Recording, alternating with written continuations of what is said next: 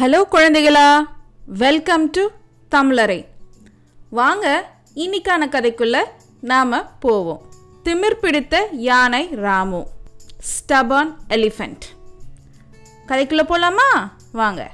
ஒரு பெரிய அடர்ந்த காடு. அந்த காட்டில் ராமுங்கிற ஒரு பெரிய பலசாலியான வாழ்ந்துட்டு வந்துச்சு. ஆனால் அந்த யானைக்கு ரொம்ப திமிர் பிடிச்சிருக்கு. யார் பெரியவங்க எது சொன்னாலும் கேட்கவே மாட்டான். அந்த காட்டில் வாழ்கிற மூத்த மிருகங்களோ இல்லை அறிவு மிக்க மிருகங்களோ அவனுக்கு அறிவுரை சொன்னால் அந்த ராமு யானைக்கு பிடிக்காது. உடனே நான் தான் பெரியவன் அப்படின்னு பெருமை பேசிட்டு போயிடுவாங்க இருந்து. அப்படிதான் ஒரு நாள் அந்த காட்டில் திடீர்னு பெரிய மழை பெஞ்சு ஒரு பெரிய சூறாவளி வந்துச்சு. எல்லா மிருகங்களும் தங்களோட இருப்பிடத்துல பத்திரமா பாதுகாப்பா ஒளிஞ்சிட்டு இருந்தது.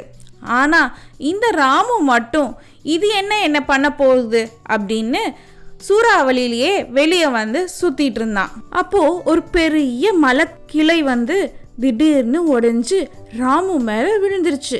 அதுல இருந்து ராமு தப்பிக்க அப்படி இப்படின்னு தன்னோட பலத்தை பூரா யூஸ் பண்ணி அது வெளியே வர பார்த்துச்சு. ஆனால் அந்த ராமு யானையினால அந்த மரக்கிளையிலிருந்து வெளியே வர முடியல.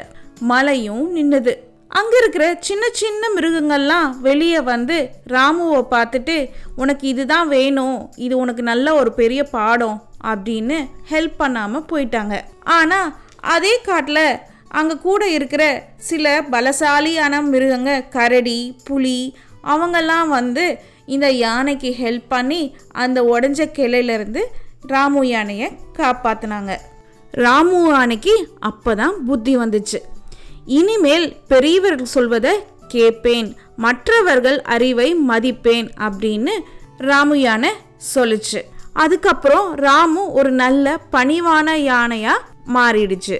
ஓகே குழந்தைகளா, இந்த கதையிலிருந்து நீங்க என்ன தெரிஞ்சுக்கிட்டீங்க? திமிர் இல்லாம பெரியவங்க சொல்படி நடப்பது நல்வாழ்க்கைக்கு வழிகாட்டும்.